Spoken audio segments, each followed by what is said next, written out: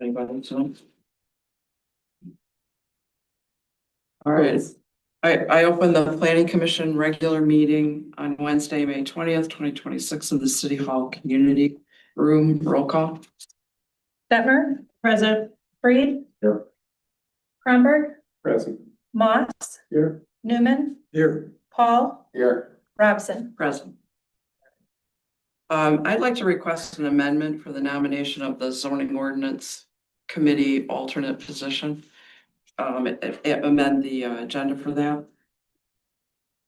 And I guess we can do it after old business. Or wait a minute, we'll do it after zoning ordinance update. So it'll be 5.5. So can I get a motion to amend the? Motion. Okay, and a second? I'll second. Okay, so Albert made the motion, Carolyn made the second, all in favor of the amendment, aye. Aye. Everyone agrees, so that'll be after zoning ordinance update. Okay, approval of minutes, April 15 planning commission meeting.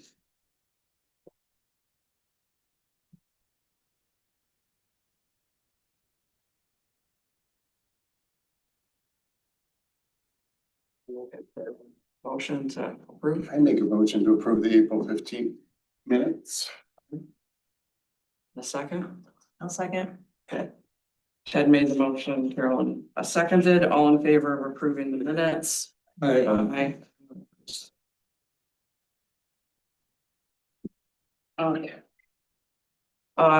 Next we have public comment. This is an opportunity to comment on things not on the agenda tonight. Please address the chair when speaking. State your name before you begin. Public comments are limited to 3 minutes per individual. Commission will listen, but will not engage in discussion during public comments. Okay, public comment? I'll start. Okay. Hi, my name's Jackie Gray. I just live up in town here on State Street. And I wanted to bring up the zoning issue of side yard parking. I know that we can't park recreational vehicles, boats, or anything in the front of our yards. But from what I understand, that line for the side yard starts at the front of the house. So the driveways that go down the side of the driveways allow recreational vehicle parking and include large recreational vehicle parking. And I would like to, I am proposing that you take a look at this ordinance and possibly make it so that there's a time limit on the side driveway parking of these large recreational vehicles. This is the house next door to me. And this is what I look at, and maybe I can pass it around real quick. And it's a very large RV that is very visible from my house. And so I know that, you know, we work hard to keep the historic district somewhat quaint and aesthetically beautiful. And I don't think that adds to it at all. So I'm hoping you'll take into consideration possibly putting a time limit on these recreational vehicles so they can't be parked there all winter. Thank you. Thank you. Thank you. Any other public comment? Oh, things not on the agenda. Not on the agenda. So we can't talk about Article 3. No, Not yet, but when Article 3 comes up, you'll be able to have. Thank you. Okay, If I could, I just had a question. Is this, the issue brought up is, you feel like it's more of a storage? Like it's obviously not being frequently used. it can't be. I mean, I understand if somebody were to get in there, then that would be against the zoning, but it's storage. I'm speaking about storing your large recreational vehicle, small recreational vehicle on the side yards, which, you know, on these tight lots, it's right there in your face. Thank you. okay. Moving on to old business, Article 3, regulated uses and dimensions. John? You have a draft of Article 3, regulated uses and dimensions that was crafted by the zoning ordinance review committee over, I don't know, probably 4 or 5 meetings. The way that the article is constructed is different than what is in the current zoning code. The current zoning code has each of the districts separately and has their permitted uses defined under each district along with the special land uses. And then the dimensional requirements are found in a different part of the zoning code. The way that the proposed draft is set up is that we have a regulated use table, which outlines in tabular form the land uses which would appear in the left column by land use type, so residential, commercial, public, quasi-public, etc.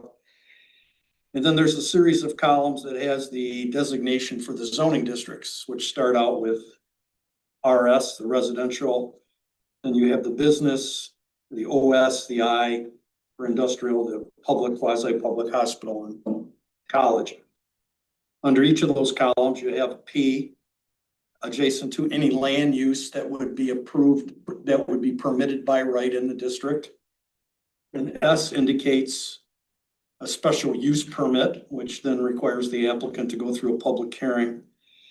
Then if there's an asterisk next to the letter that requires, then there's special supplemental standards in Article 7 that have to be addressed regardless if it's a permitted or a special use. So we have the regulated use table, which takes up about 4 pages, but under the old code, it probably would be taking up close to 40. So this is a consolidation, more of a tabular explanation of the land uses, easy for somebody to use. They can look up the land use type, or if they are in a district and they want to find out what they can do in the district, they can just scroll down the table and they can see what uses are permitted or by special use. The second part of the article starts at section 3.3, which is the schedule of dimensional requirements. Again, this was found in another section of the old code. Here it's consolidated in this article, so you have not only what land uses are allowed in the district, permitted by right or by special approval, but then somebody can also go to the dimensional requirements and see how the dimensional requirements are laid out. What I wanted to point out to the Planning Commission is something that's a little bit rather unique that the committee worked on, and that is that unlike the old district where you had R1, R2, R3, and you had lot sizes of 70, 60, 50 feet or whatever they were, plus all the various side yard setbacks that were different in the height requirements. These requirements for the residential districts are based on what is currently the average in the neighborhood.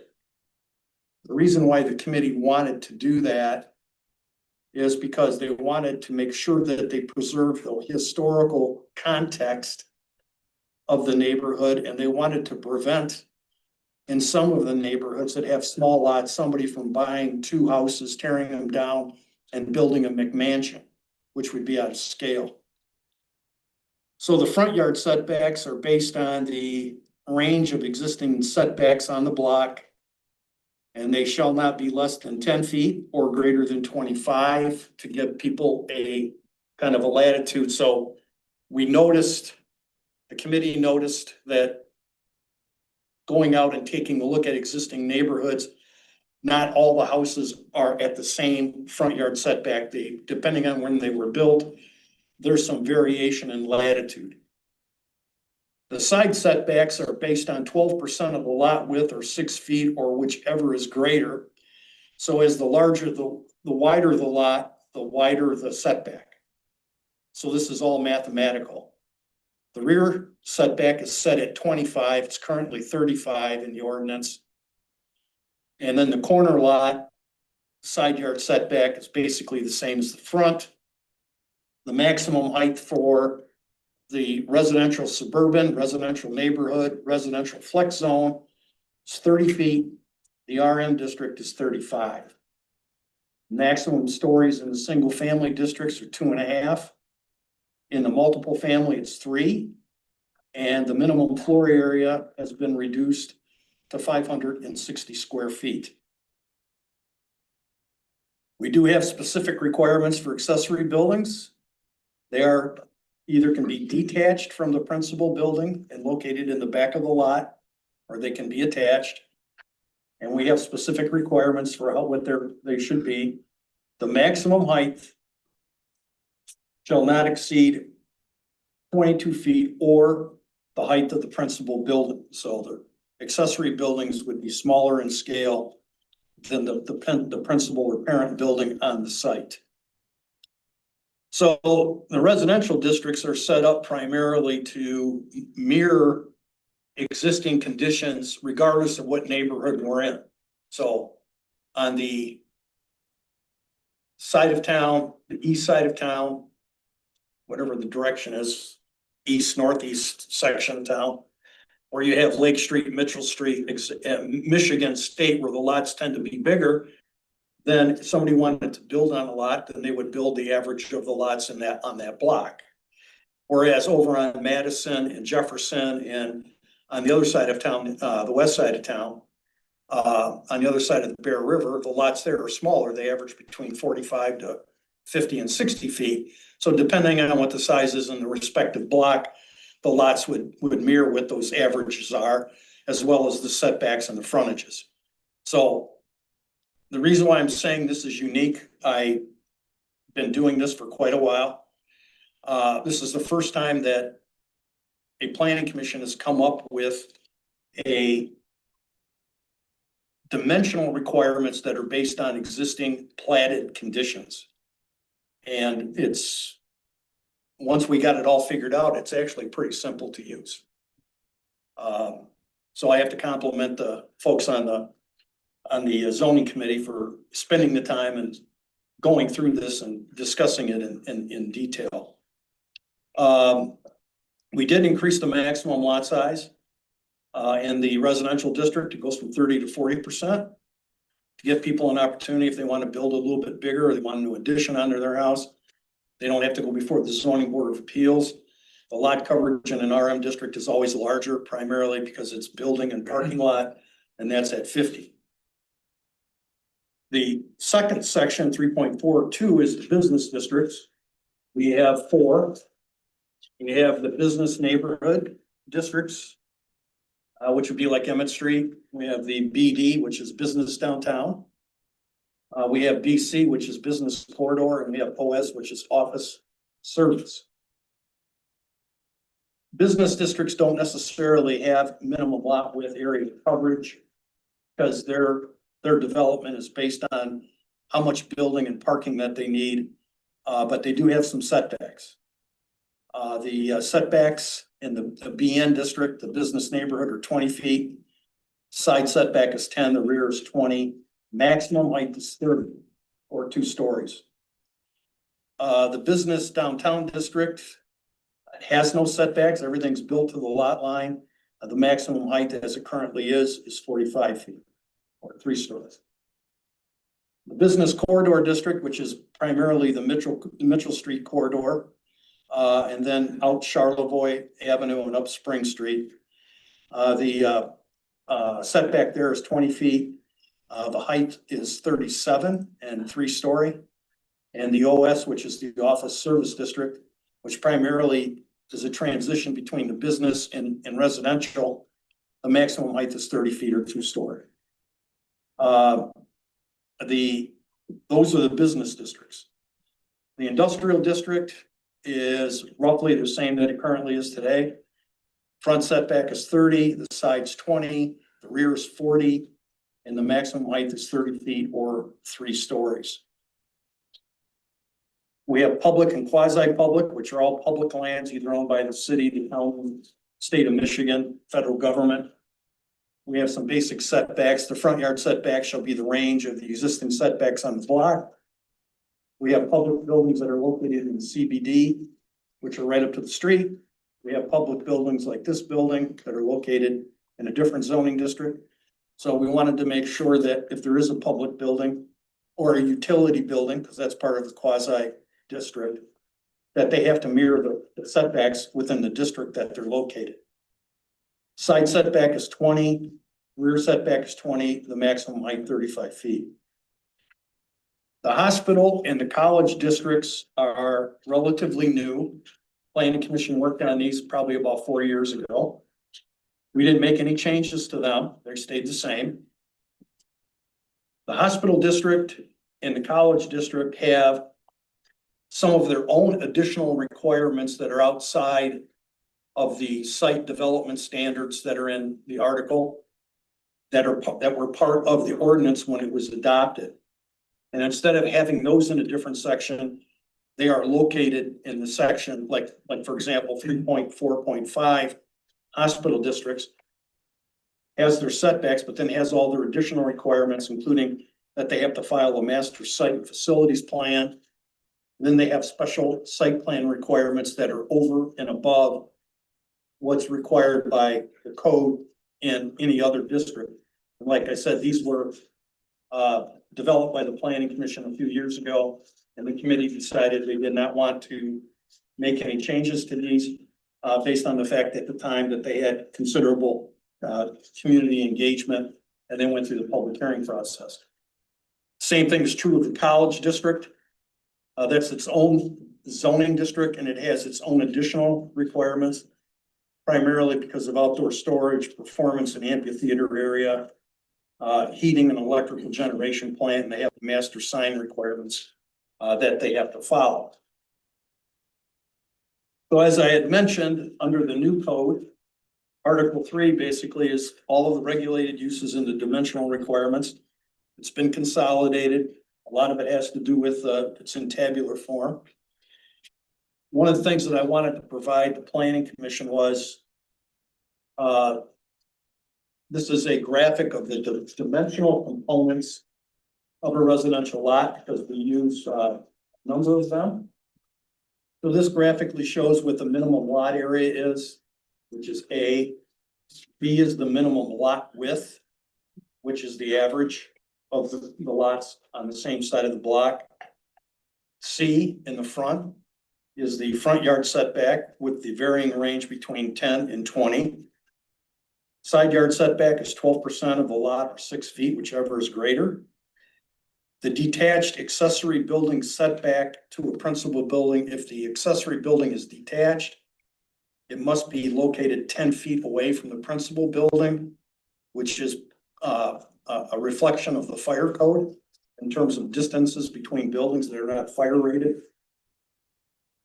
Rear yard setback is 25 feet, and if there is a detached accessory building on the lot, not a garage, but an accessory dwelling unit, if it's 1 story, it can be 5 feet away from the setback line. If it's 2 story, it's got to be 10 feet. In this graphic, the buildable area is the green shaded area. That's the area that's left over after you subtract out all of the setbacks. And that's the area of the lot where the building can be placed anywhere within that green space, depending on how it's designed and what its architectural detailing is. This will probably go into Article 3 in order to explain, before we get into the setbacks, to have a graphic representation of what these different terms are and how they apply on the lot. So with that, Madam Chair, that's kind of a summary of the Article 3 provisions. Okay. What would you like from us tonight? Just your comments. This is probably, we saved this article until last, primarily because it's the one that is going to dictate the type of land uses that get built in the zoning districts and what the dimensional requirements are. Okay, the other stuff in the ordinance is statutory provisions that we all went through. Non-conforming uses, site plan, checklist, all that other good stuff. But Article 3 is really the guts of the zoning code, because this is fundamentally how the city would lay out in the future. Okay. And I would say, with the assistance of the committee basically, if I can, in terms of policy, the committee wants the the future layout of the city to reflect the past layout of the city. So that's how this is designed. So. So I bring it to the planning commission. Do you want to go through, discuss regulated uses, go part by part? You want random comments, Albert? Two things. I know it's hard to do this right through, but for me to see the differences, I went ahead and made the table that has the differences based on the old 1600. But before I start that, I've been at almost all the committee meetings. I really, the big concept that John started with was character. You know, and what we're doing, or what the committee's been doing, I really agree with it, especially in residential neighborhoods, providing that character. There are a couple of things, once I pass this out, I want to talk about, but, and then there's a couple of business things I want to talk about. So I'd like to do one, if it's okay with the chair, one, each one at a time, 3.4, you know, residential, then the business, and the industrial. Be good, because that's me. The other thing, as we do this, this informs the map, and the map informs this. So if we could, I'd kind of like to go back and forth, because there's a couple places, for example, that I think you just mentioned, business neighborhood is around Emmett Street, but at least the map I have, it's 4/16 or February 16th. I don't know if that's one, that's the most recent one I think we have. It shows like where Tom and Dick's is, and what we used to call, when I was a kid, the four corners of Washington and Emmett. It shows those as business corridor, and I think they'd be better at business neighborhood. So if something's where it's at, it's gonna affect this too. So I don't know if we should go back and forth. And really, I think we should be giving recommendations to the committee to look. You know, we're just giving recommendations pretty much at this point, right, John? So if I may pass these out, is that okay? Yeah, I printed mine out, You may. so. You can pass these out, and if any members of the public after the planning commission gets the. And I will say that I had 6 people at my house from Thursday to Tuesday. So I did this a little bit Sunday night when they all left for a while, and yesterday today. So I will not say that's 100% accurate, but it gives, I think, a feel for the accuracy of the. They're enough to go down, make sure the plan. Okay. So if you hadn't seen this, the original settings are in black, and you kind of crossed them And I out. crossed out the ones that were Right, cheaper. that's the what exists, and then his red stuff is what's on the new table. So you can compare, for instance, our one single Red family. is new. Red is the new. Yeah. The best I can take it from the. So in general, again, in residential, I'm pretty happy with the whole concept of averaging. I really, and I brought this up as a citizen to the zoning committee. I really would like to see height handled the same way, and I know it's difficult. But, you know, I know that one of the concerns, you've got to let people on your lot. So if I want to build something taller, I got to get all my neighbors on my block to say, or wider at this point, can I get into this setback?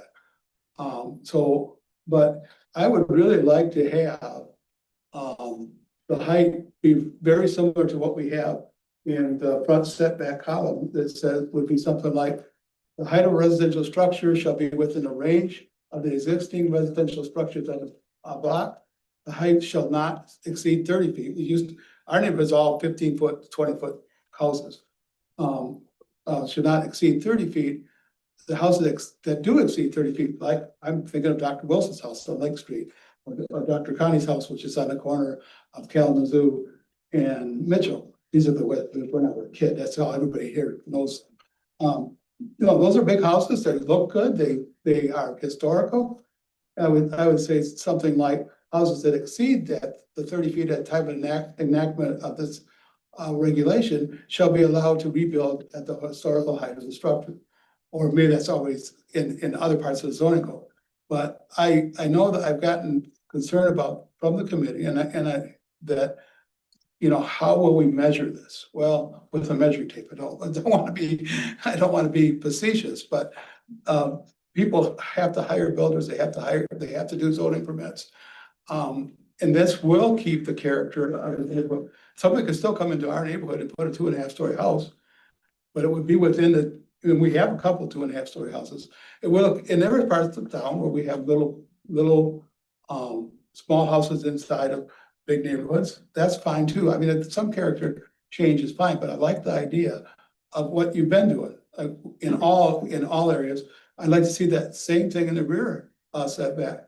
It's historically been 35 feet, but, if you did the same thing, if you did the average setback on a block, and, most of them are gonna be 35 feet because they've been 35 feet, but, you know, if we did, so I'd like to see the rear setback be the same thing, the rear setback and the RF, RS, RN, lots shall be within the range of the existing, setback, but not less than 25 feet, which is where we set the new minimum. Again, the same thing for maximum lot coverage. We upped it to 40%, which will, you know, and I will tell the people, the public, that I was one of the people that brought this up. My mom has a lot that's 48 feet by 50 feet, and she wanted to put a garage in back of the house, she couldn't do it. You know, so she didn't do it, she ended up in a nursing home, because she couldn't get out to her garage and she stayed in a house all day. So I like the idea of being able to use more of a lot. But again, if we did them all the way we did everything else, then it'd be very consistent and allows the neighborhood to stay the same as much as they want, but you can work within those ranges. And my other concern is unintended consequences. John sent us a couple articles, and according to the recent Pulaski News Review Bridge, we are part of 13 luxury housing markets in the United States. We're 11th, with 53% of our listings exceeding the $1 million mark, $1 million mark, on the median of 1.11 million. Now, I think that's probably 49770, includes Bay Harbor. But we could be, by increasing these percentages, when we're going to 40%, we're gonna have people come in. I mean, there was a house on Grove Street torn down just recently. I don't know how big a house they're putting in there, but if they could use 40% a lot and they go up 30 feet, we could get a mini McMansion on Grove Street. Those are, I like the concept. I just like the concept all the way through is my point on that district. Okay, why don't you stop there, because you gave us a lot to Okay. think about. Rick? Just a question to Albert, relative to height, is your concern that a neighborhood like yours that has largely one-story houses could change character a lot by people adding Right. second floors? And Is that one of your concern? that's part of the concern. And it just to keep neighborhoods, to keep parts of Petoskey look like parts of Petoskey have. The one concern I have about the average relative to height, I don't know what the implications, what that would do to the potential of certain properties to have a half story added, let's say, to turn an attic into a third floor, let's say, with dormers and such. If we had to average the height of the neighborhood as opposed to just having the ability to do 2.5 stories at a certain maximum height, it might limit what you could do. You know what I'm saying? If you had to average the block or whatever. How different would that be than allowing the height and the number of stories, I guess is my question. We don't really know. Max? You could still manipulate the volume to a way, if we're still calculating the roof pitch, to be at the midpoint to where it's not necessarily gonna alleviate your concerns. It's still volumetrically going to appear like a larger structure than what it's surrounding. But I hear your concerns and I understand them. Well, I think partly too, it has to do with, how the architectural treatment of a house. I've done a couple of projects over the years where we've taken a single story ranch house and torn the roof off and added a second story. And I think that if it's designed in the spirit of the neighborhood and the house that you're working on, that the two-story looks just fine. We built like in the last few years that I've been here, 2 new houses on Grove Street that must have been at the 25 feet. Two new houses on Grove Street that must be at the 25 feet, and a house At the top. yeah, right, yeah, top of the hill, and one house at the bottom of Harvey Street. And those fit, the houses that are next to them, they're right at the same level. I mean, I've got pictures if you want. They're the, you know, so those are the 3 newest houses that I know that built in Petoskey. Yeah. In a residential neighborhood. And, you know, their height is, it does match the 20, and so they must have been built at 25 feet, I would think. So to go up to 30, we're going up, you know, we're going to 20% increase in what's been allowed for. I couldn't find out when it started. I did some research at the library, and I can't trust the online research because it took us back to the 1988 code, which lowered B3A, but it was not the same. But I'd spend 25 feet for a large number, a large time. And people have built houses and added on to houses and done things in Petoskey at the 25-foot level. So we're going up to 30. And I don't know why we're going to 30. It's part of my reasoning. And part of it, I think, was the older neighborhoods, they should be able to stay the way they were. That's what I'm trying to do with this, is accommodate both of them. Well, I think the reason we're doing it is to be able to provide just slightly more density. You know, there might be borderline situations where, you know, under the 25 feet, you couldn't do it, but if it was 5 feet more, well, then you could. Okay, Ted? Well, I had a couple of comments. I think the concept that the current city was built on this zoning code is absolutely not true. This code came in, I believe, in the 70s from what I've 71, I think. what I've been told. And this city was basically built before 1971. So it in no way reflects the current. It was just slapped on, purchased. So that, you know, part of the discussion I know at times was the historic neighborhoods did have 2 stories, 2.5-story homes that were above the 25 already existing, so you couldn't match the existing.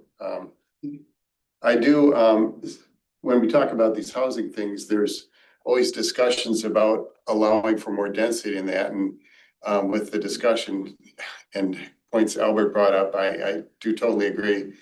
We're not getting people, someone who's gonna tear down a house in town and build a bigger one, if we allow bigger things, whatever, there's not gonna be more people here. There's gonna be people who don't live in Petoskey, who build big houses, who come up for 2 weeks in the summer. It's just not regular people with 5 kids building a bigger house. That's not at all what's happening demographically. Right. So I think we do have to, we talked about that. We have to be careful. And I think that, and I'm not saying it's perfect what we have, but we were trying to, that's the concept, preserve the character of the neighborhood. And maybe, you know, we can continue to talk about that, but. Okay. Carolyn? I don't have any comments at this time. I appreciate, you know, Albert's concerns. I just don't know how, I guess I do have a comment. I don't know how we'd address doing an average height. I think that'd be really difficult. I think maxing it is the best way. And I think, you know, running at the 30 was based on the density and the fact that all of these houses we have here are predate the zoning code, so. Yeah, and there's nothing offensive about houses having different levels. That looks okay. It's not visually offensive. I think Curtis Park is pretty unique. There is a large area where they're all the same. Really, they are. But if you put a 2-story house in there, it's not out of place. There are 2-story houses, aren't there? There's, yeah, it depends on what side of the park you're on, I guess. Right. Yeah. There are Some, some. there are some, but I don't think I don't think any of them are as much as 30 feet. I can't. Right. I would say. Yeah. I can't verify that, but Because, well, you can, because I happen to know that when that was platted and laid out, there were restrictions on, All right. or the same guy built them. So they were built all the same. So the ones that came in were either later builds or newer. Yeah. But they don't look out of place. is my point. We have a lot of variation in the town and neighborhoods, Yeah. more than I, you know, Conceptually, I don't have an issue with what Albert's suggesting in terms of averaging the height and not to exceed 30 feet. It's just going to take, we have to understand that in order for somebody to determine that, they're probably gonna have to retain a surveyor to go down the street, take a shot and an angle and figure out exactly what those heights are. There's really, I don't think there's any instrument that, I know assessors have instruments to measure room volume. But I talked to a couple of them and they don't have anything that they would even consider valid in terms of an instrument that they would point and get what the height is. So you gotta do it geometrically. You have to do. No, there's gotta be a drone that could do that. Well, you know, if the county, when they do aerial photography, if they paid to have LiDAR, then we could have the data. I mean, that LiDAR would be, we'd have the elevation for everything. But they don't do that, but the only way to do it would be to have a surveyor go out and spend an hour out there, you know, running some calculations. But conceptually, it's, you know, the average height of the neighborhood not to exceed 30 feet. It's the average, okay, so it could give you a little bit of what you're talking about in terms of some changes, flexibility. One last comment, if, no, it's not next week, Well, let's, see if anybody else has. Bob, did you have anything? No, I was just, I appreciate the work done by the committee to come up with this tabular form. I think in the long run, this will be much easier for people to follow. Albert, thank you for your analysis of old and new and I agree. I think most of Petoskey was built before any standards were in place. I am concerned with the apparent ease that much larger homes are being slotted into open lots. Grove Street is a perfect example. That when I drive by it twice a day, I'm seeing it, boy, they must be hitting that 6 foot to the property line right to the T, because the house, the new footings are probably twice the size of the old house that they tore down. But I do really think we need to set a maximum height and enforce it.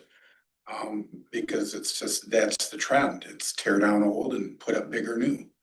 And I think we're gonna find ourselves with a town that's a mishmash of whatever dollars can buy. How many per average new houses in the city? 1 or 2 a year? Average. Probably, yeah. So I guess it wouldn't be too difficult for somebody that wanted to build a new house they're gonna have to usually contract with a surveyor anyway to do their boundary dimensions and their elevations. Probably wouldn't be all that much more to shoot the angles with the houses in the neighborhood or a few houses and get what the average is. So yeah, that would make it consistent with the methodology that we've used throughout the tables. yeah, and you're talking about setbacks not matching existing, which would be easy to do, Yeah. easy to measure. I guess. Max, you had something. I just want to clarify that we're still measuring the roof from the midpoint, Mm-hmm. and then the same exceptions still From the apply. midpoint. And then, the technology that you're talking about, I have that on my work car. And it's like, it's a significant cost to the city What? to, volumetrically measure all of the surrounding. LiDAR? I'm not sure what it's called. Yeah.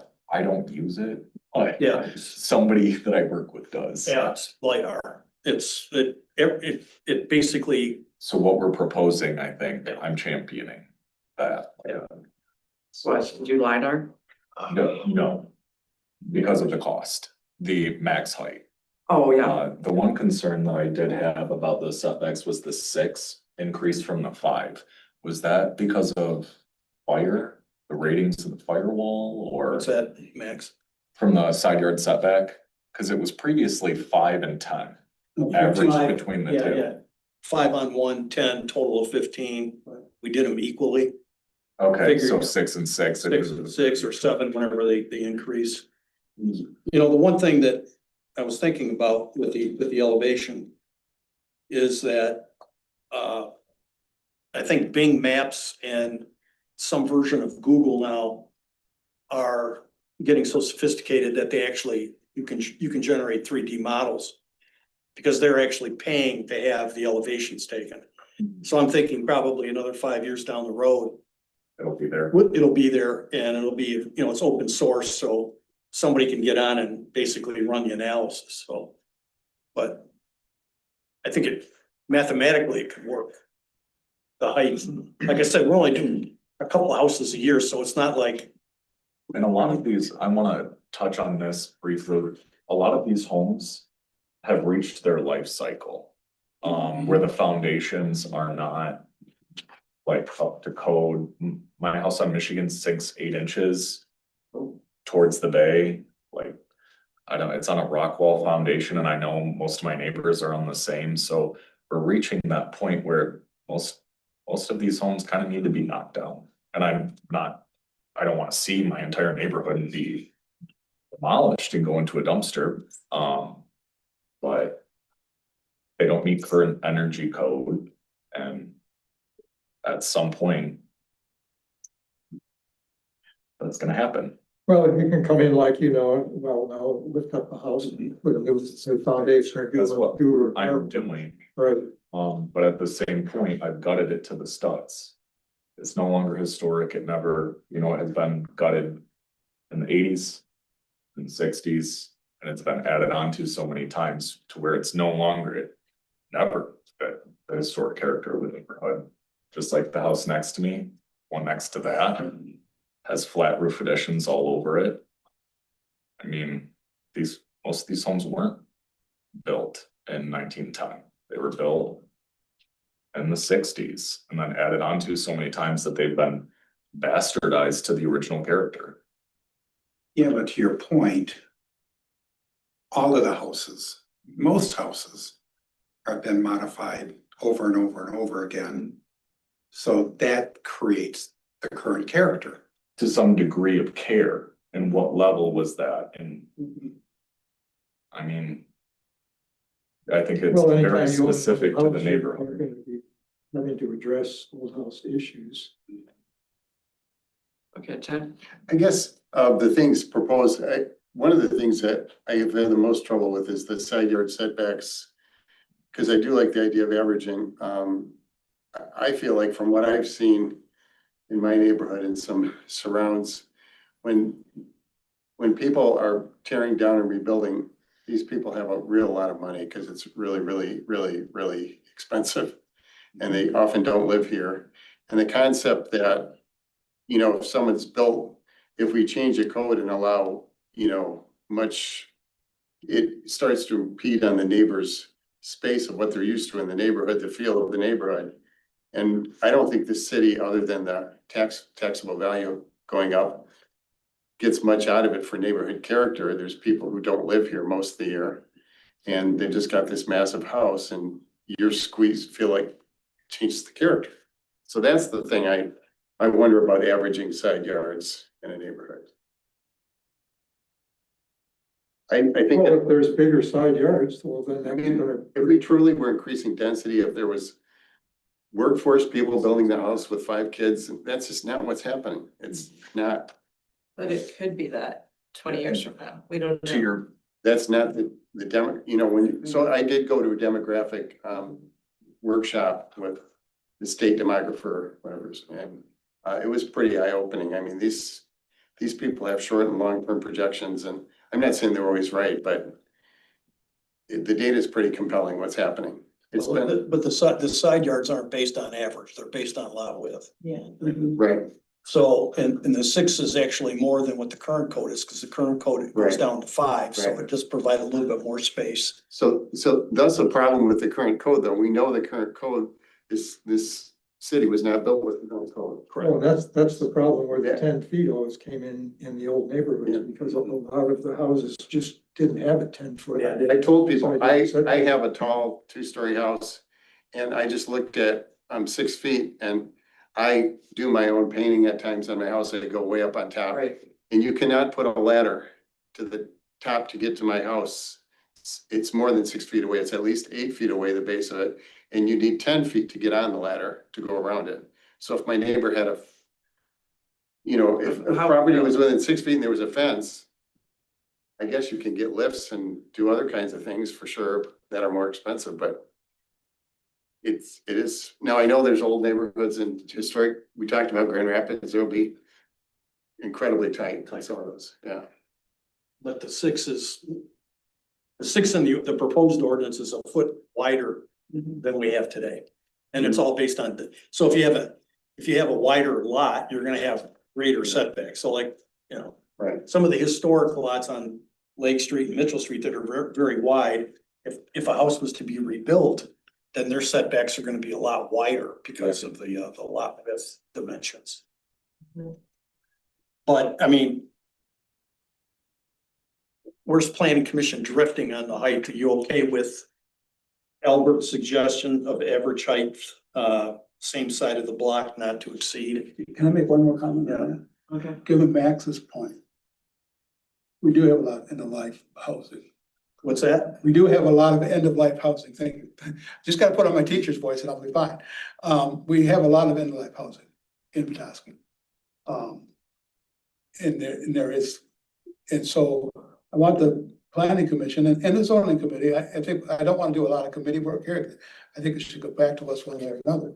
But if houses start getting torn down, do we want the current, whether it's been historical or not, do we want the 25-foot? And then maybe we do it the other way, make an exception that you can go larger if the average on your block is above 25 feet. So, You're talking the rear and setback. right, I'm talking, no, I'm No, talking he's talking height. about height. I'm going to go back to height, because John was asking about height, I think, where we were. So if Michigan Street, which would be a good example, and there's some houses on State Street, I think, they could get torn down. Would the city, would you want them to be 30 feet, a new house? And with what Ted had said, people are coming into town, those 3 houses that I've just mentioned, that Michigan, 3 new houses, one sold for over $1 million, one sold for just under $1 million, one I couldn't find the price on, but 2 of them are not occupied year round. Of those 3 houses that were built. So if we have people coming into town with lots of money, do we want to build a 30-foot house? We want them to build a 25-foot house. Where do you want the exception to be? Should it be the standard now, and then the exception would be, if you want to go over 25 feet, you have to take the average, which said it would make it easy for everybody, unless you wanted to do something exceptional, then you have to prove that you're under 30. So I think, that would be another way to go. But then I'll let John take the straw poll. Well, that was last. Well, my reaction is front yard setbacks, limiting those makes sense because you do want to have a sense of a face to the sidewalk. The backyard setbacks aren't seen except for the homeowners. So that sense of they're here, they're there, however, I don't think that's an issue if it's 25 feet and everybody else is 35 feet. I don't know, I may be not thinking this through. Yeah, I We're would, talking about height, not rear yard setback. Oh, okay. We just talk about height, right? Yeah, I mean, I understand your argument for saying we stick where we were with the 25 feet, but if you are on a block where the average is greater than 25, you can match that average, like that seems comparable to me. Yeah, That's it, that would keep, because I don't want to put burdens on. Somebody wants to come in and build a 25-foot house, which is their thing, then now they have to take the average. So I like it, as I thought about with your discussion, if we went the other way. The current is 25 feet, leave it 25 feet, but if somebody's building in the historic district or in a district that has a lot of tall houses, that they can go higher. I Take just an think exception, it's for still the rule. fairness and practicality for architects and builders, that if for the height, it's standard. You can go 30 feet. You can go somewhere in between, it's up to you. But the maximum is 30 feet. I don't think 30 feet and the neighborhoods is going to be shocking with smaller houses around it. So it just seems like it's making So making it more yeah. complicated I to didn't be. do the math, but of course, we are talking about the midpoint of the sloped roof. Mhm. So when you go up by 5 feet, you've gone up by more than 5 feet on the But peak. proportionally with the 25 feet, then you're, and if it's 30 feet, it's not that much. It really depends on the roof pitch. Right, right. So I think that you wanna go back to kind of the original concept would be the average height of the buildings on the same side of the block not to exceed. And if you want to use 25 feet because we're going to the midpoint, that's fine. You're okay with me? But that then would allow, or that then would accommodate neighborhoods where the houses are only 1 or 1.5 story. That would be the average. Because I think if you do it the other way, saying it's 25 feet or the height of the same side of the block, whichever is greater, then you're gonna, in a neighborhood that's got 1 story, somebody could build 25 foot and that would be out of character. So I think you gotta go back to averaging the height on the same side of the block and then set a maximum not to exceed number. And if we are, we use the midpoint, which is in the ordinance. So, you set it at 25, you still end up with a 2.5 story home. Which was, most houses, I walked up to take those pictures, I walked up Grove Street, and I'm looking at, any house taller than these? Michigan, the one down on Michigan Street. My aunt lived right next to that for years, I've been in and out of that house. And it was a 2.5 story house, and they probably shouldn't have been, but they had 8 kids, they used the attic for living space. The only thing, I'm trying to think down the road here. Because we do have some really nice historic neighborhoods, is that we need to have an exception. And so if it's the average height of the blocks on, the average height of the houses on the same side of the block, not to exceed 25 feet, we need to have an exception in there if the houses on that same side of the block are higher. Because why would we want to deprive a property owner from not at least matching the character of the neighborhood that they're in? So we have to have like a trigger in there that, Right, if your house burns down. yeah, but you know what I'm getting at. Is that in some neighborhoods, 25 feet, their houses may be, higher than that. So you don't want to get into a position where you have to if we left it the way that we're currently looking at it, average on the same side not to exceed 25 feet. I don't want to put somebody in a position where they have to go to the zoning board of appeals, ask for a variance for height, because the zoning board of appeals is gonna say that that's not a hardship. You're creating the hardship by going, We're creating the hardship. well, yeah, but you know what I'm getting at? It's like the applicant's creating the hardship and all the applicant's trying to do is mirror what the existing conditions are in the neighborhood. So if we go with that, I'll have to think of some language that it's like a safety valve, that if the height is larger than 25 feet based on the character of the neighborhood, they can go to that height. So if all of the neighborhood, your block is all single story, Yep. which I don't know if that exists in town, but if it were, then you could only build a single story Yep. because that's the Well, average. up to 25 feet still. No, He's saying no. the average If you of want the to keep height it. or 25 feet. But you cannot exceed. So the average is gonna dictate what the height is. Yeah, I don't think you want to do that. No, I had said within the range, like, Ted did with the front side. Within With the range. what setback? So you're saying the average, but not to exceed 25. Yeah, So that's the You range. gotta stay within the range. I get that. What I'm saying is we need an exception Right. if it's in. I agree with that 100%. Okay, so we gotta put that exception. I gotta draft that up. Yeah. Cause that would just quick things, it goes right back to your Yeah. character thing, which I I. hate to create another problem with that, but the minute that somebody builds a new home, it reequates the formula. That's And right. then it's just kicking the can down the road until the next bigger house gets built. Well, Right. you're talking, you're talking, no, you're talking the average. gonna But change. that- Crazy It average. changed over time. No, Yeah. well, we have by very small amounts. We're not talking. But small amounts. Playing devil's advocate. Yeah. By very, I just want to restate, because I redid a house next door recently, the concept that someone's gonna buy an old house, Mhm. rip it down and rebuild anything close to it for not way over $1 million. It's fantasy land. I mean, this is a mess. So there's old stock, there's problems, but And they're gonna build to whatever height they can. Well, existing There's square more footage has expensive to always been way redo cheaper than than it building. is to go. Okay, one at a time. What, Max? Right, it's more expensive to abate asbestos, jack the house up, and then set it back down and completely add on to it than it is to build a house at $425 a square foot. I mean, you're gonna end up getting less character, I think, by redoing the old house than building new. I don't know. well, Truthfully. right but- down here on Lake Street, blocked down. A contractor bought a house about, I wanna say maybe 8 years ago, maybe 10 years ago. Yeah, And he jacked up the house, tore down the limestone or the rock foundation, dug a little bit deeper basement, poured a new wall, and set the house back on top, and then completely remodeled the house. It's the same house, just it's remodeled, it's a little bit higher.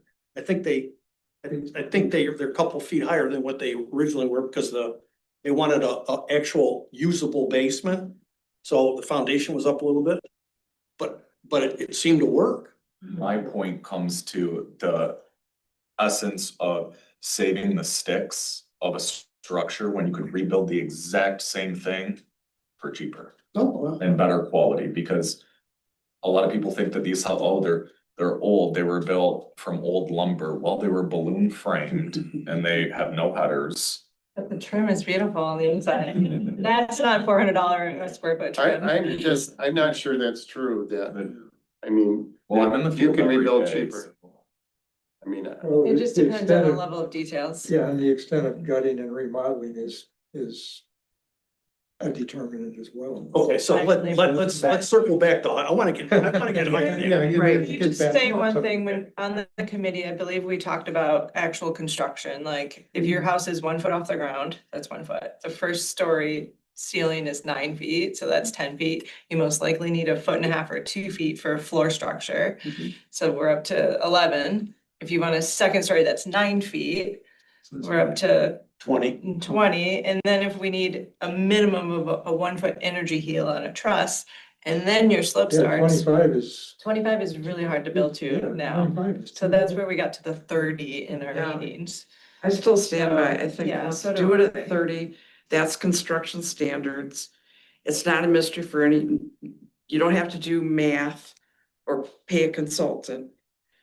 And, To get an and it's average. not, 30 is not so extreme that it's going to stand out. Right, and not It'd be an everyone's gonna eyesore. build to that mark. Like, I don't know, I've done a lot of projects, and I don't know how many where I'm actually just like right at that mark. You're usually under by 1 foot or some under by 2 feet. It's totally dependent on the project. So help me here, we. Well, hold on, I'd like to just make a Yeah. comment from the administrative side of things. I can tell you how difficult it is to get a setback from the ground.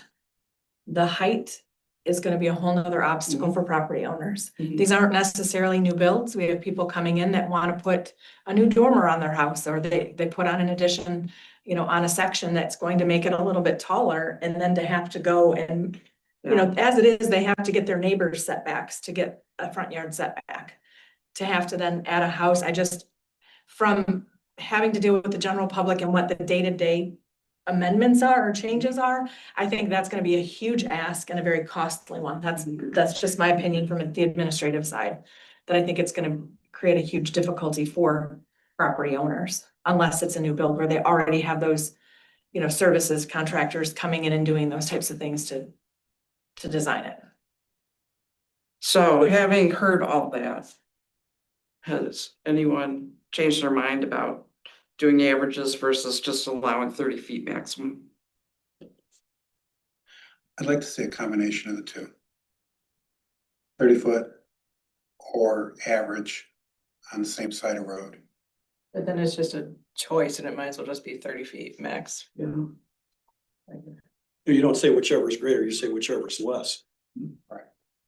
So in this case, you would reverse it. You would say the average of the height on the same side of the block with 30 feet, whichever is less. But then they still have to average. They still have to average. And I had proposed within the range, not the average.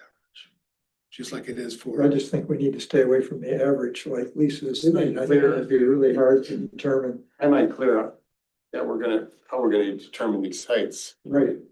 without getting on their property. You're gonna have a surveyor Right. Yeah, on the public right away. Take some shots right. in order to One, figure out. one of the goals of redoing the ordinance is to make things easier Yeah. for a builder, developer.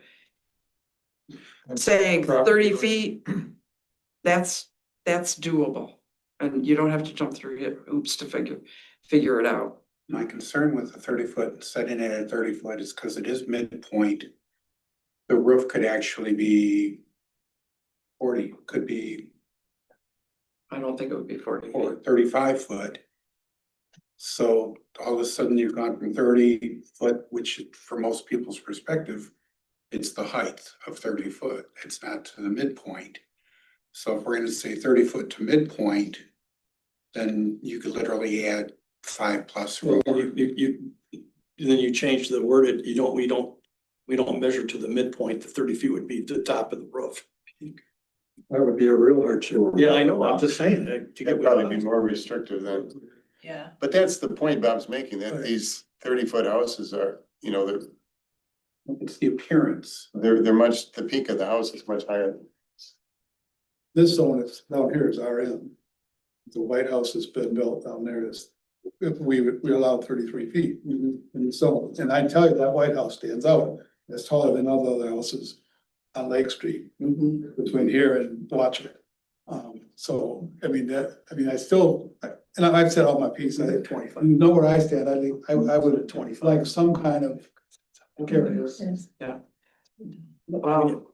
You keep it at. I guess, Keep it at 25 at the midpoint, it's no more, no less than what we're currently dealing with. but I do think that we need to look forward, and we need to look forward like 50 years. I actually think we should stick with that 30 feet because there's room to grow if there's other requirements. So I don't think that the midpoint, there's so many houses that are taller than the 25 feet throughout town that allowing this is not going to be a shock. Right. I think it will still fit in. Well, like Carolyn says, the energy requirements, now, if somebody wants to build an addition on their house. They can't do it the same way the old house was built because there's not enough rafter space where it hits the outside wall to get the insulation that the building inspector is gonna require you to have. You know what, it strikes me, Cynthia, I live in a big older house and I don't actually know. I did once, but I've forgotten the number now. What the actual numbers are. So we're kind of talking in the abstract here, as if we know, but we don't really know. I don't know what my eave is at, and what the midpoint of my roof is at. So, how many of the, so I realize I don't know, and because I look at things dimensionally. And so for me to say 25 feet or 30 feet would match houses like mine, I actually don't know for sure. But it's kind of important because that's what was our goal, right? So like how It is sure, our goal, but we Yeah. still, again, have to think forward, and thinking forward with construction, 25 feet, you're not gonna have enough space you're gonna have 8-foot ceilings maybe at some point. So if we allow that flexibility to 30 feet, then we're enabling new things that we can't imagine. It'll take its course. I don't think 30 feet means a McMansion. That we're allowing houses so huge they don't fit in the character of Petoskey. I think it would fit just fine. And just for the simplicity of it. I think it'd be interesting. It would be interesting to have a few examples of Or real numbers. Or even just, Actually, I don't think would meet because of the way that it's built up from the grade. Cause we measure it from the street, the sidewalk grade. Average grade. Average grade At as the it building goes down wall. The building. At the foundation. Building. At the foundation wall. Oh, okay. So you go up so many steps into your house. So that's added into your height. Well, that's from the sidewalk. The house is, Well, no, but you know, your floor is 4 or 5 steps above grade already. To get to your first floor. 4 feet. That's included in your height. Yeah, But it is. You probably have 9'6" ceilings, at least, maybe 10. 9 foot first floor, 8 foot second, It's probably 40 feet. 17 feet. Your Well, I know. house certainly. That was, yeah, That place was monster. that was in the building. You probably. All right, I'm good with 30 foot. What's that? I'm good with 30 foot.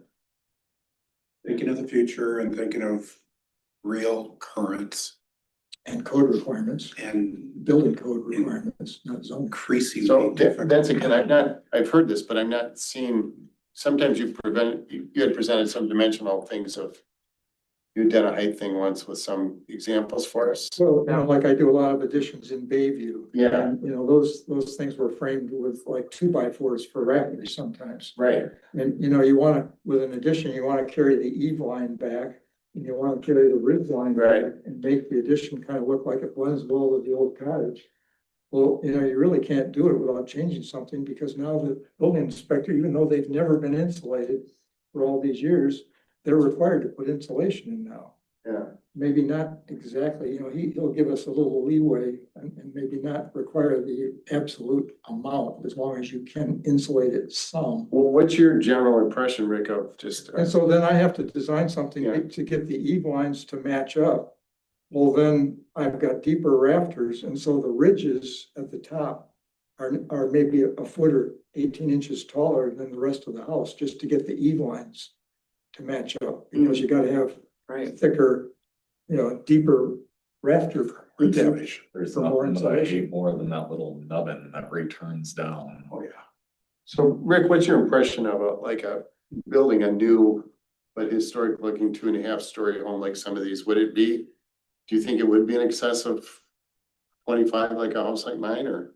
Well, 30 would certainly make it possible to do it, yeah, because these days, I'm not sure you could do it in 25. And get it, you know, enough above grade, because a lot of the old houses were multiple steps above grade, just up to the front porch. You know, you might have to come down and just have 1 step up or something to your Yeah. porch, and then. And that doesn't- And then that doesn't look right in the Exactly. neighborhood. Exactly. So I think the height has always been an issue. Well, and having seen a half a dozen building lifts, none of them have come in lower than what the original was. All of them have come in 3 to 4 foot taller Mhm. than the old, which adds that much more to the height of the house. And compared to what it was, yeah, it looks bigger, but did they change roof lines? Did they change anything else?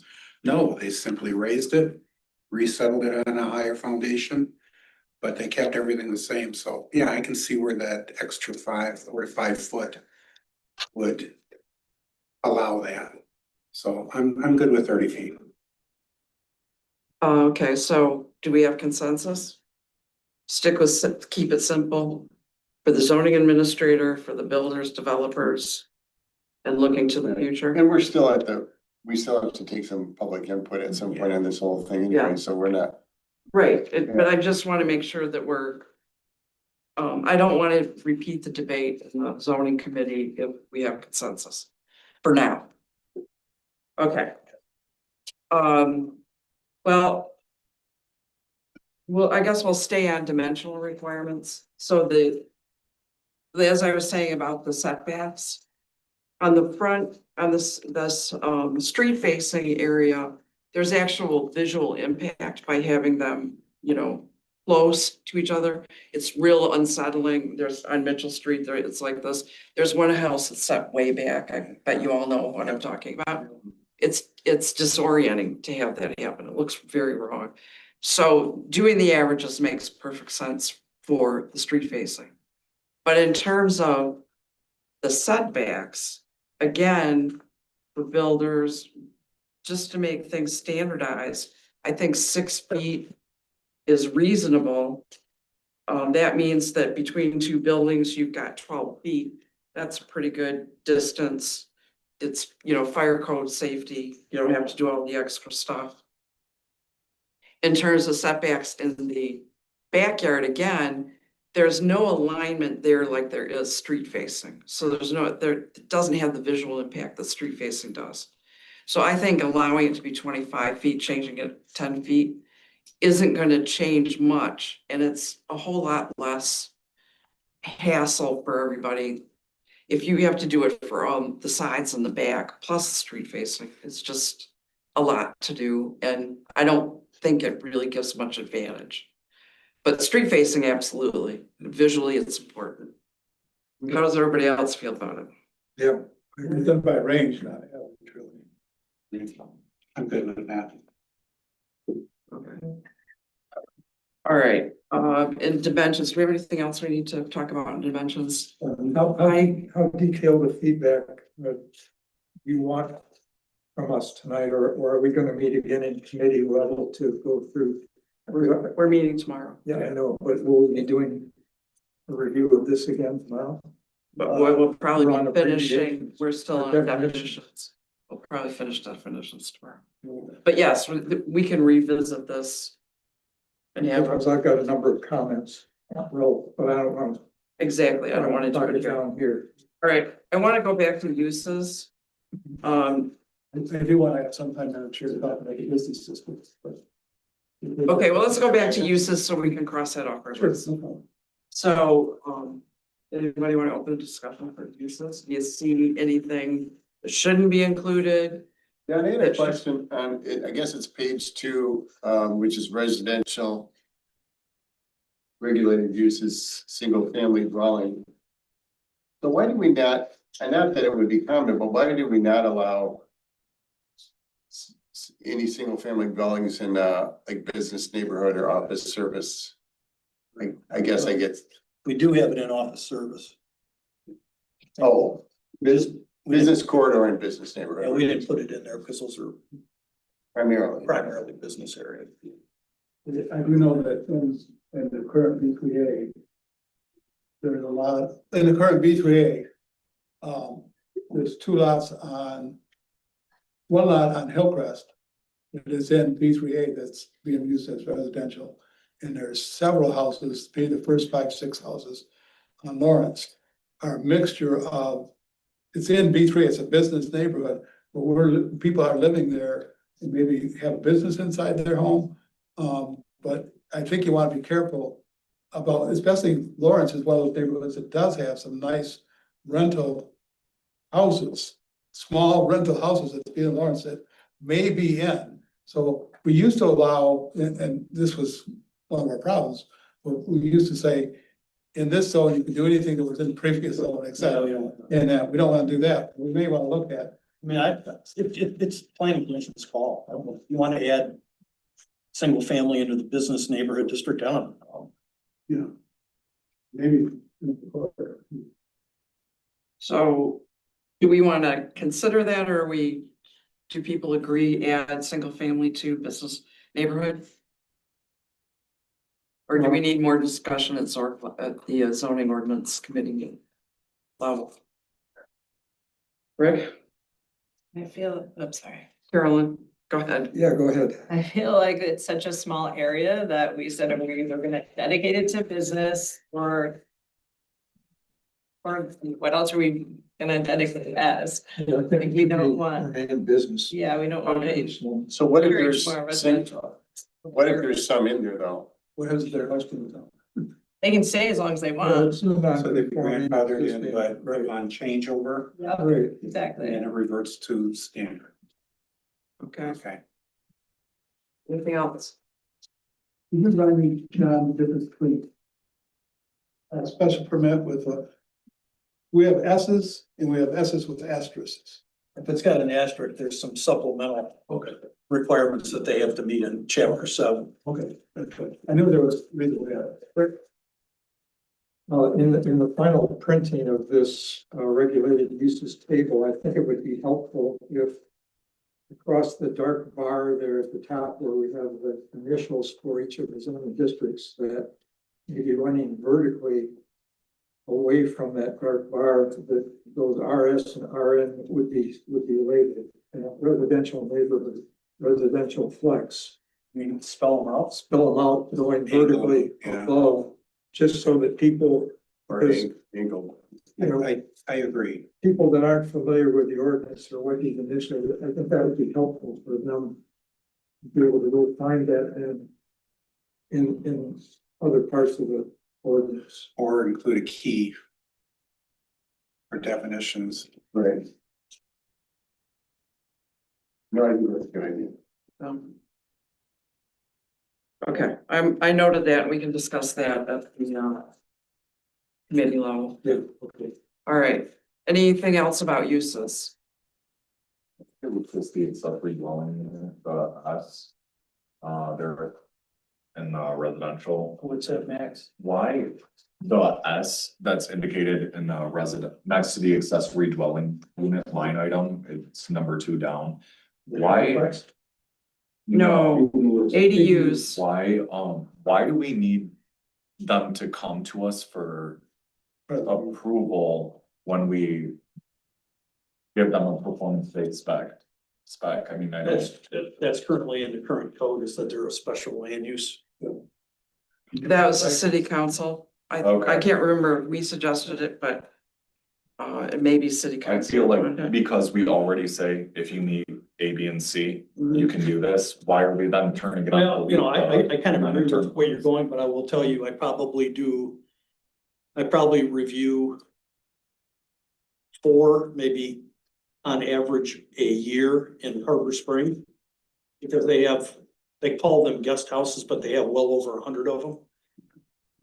They do it with special land use, and I will say that almost every case, there are circumstances with the lot that the planning commission has to work with the property owner on siting because of stuff like utilities and easements in the back and driveway access, and because if it's permitted by right, then it's just, I'm not saying this in a negative way, it just goes to the zoning administrator to review it.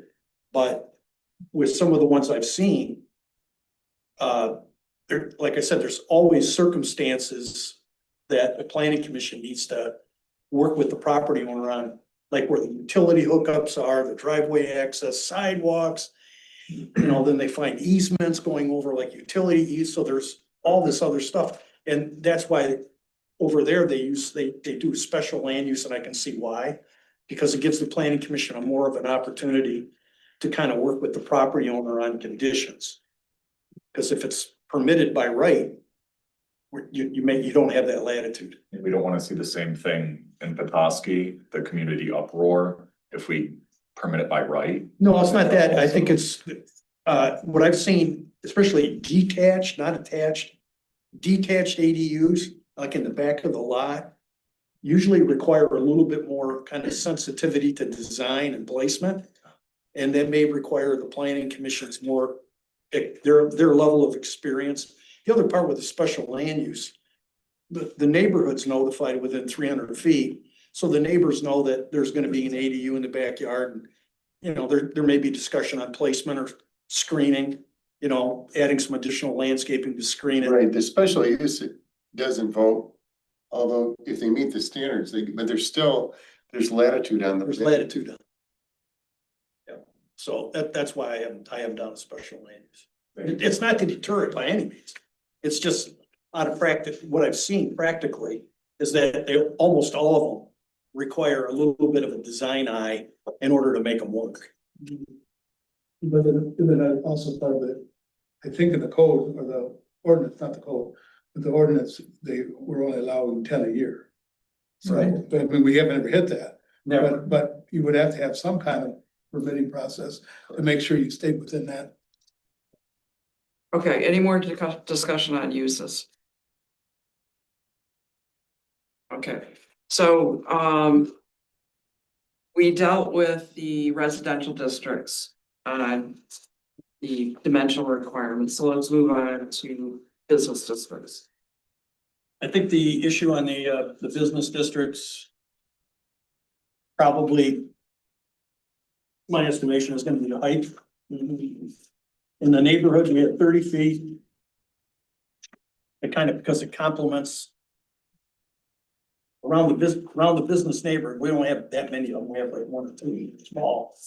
They are kind of plucked in the middle of a neighborhood, so 30 feet would be the same average of the house. We kept 30 feet for the OS because that's a transition area between residential and commercial.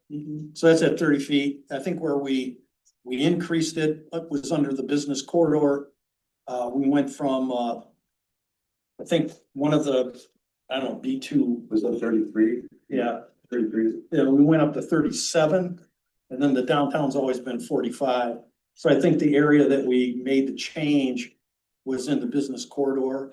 And I know that in the resort commercial under the current code, I think it's 25 feet.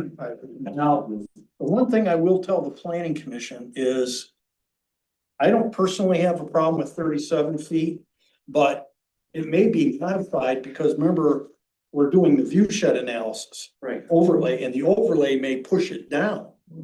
Okay? In areas where the overlay doesn't come into consideration, you shouldn't have a problem with 37.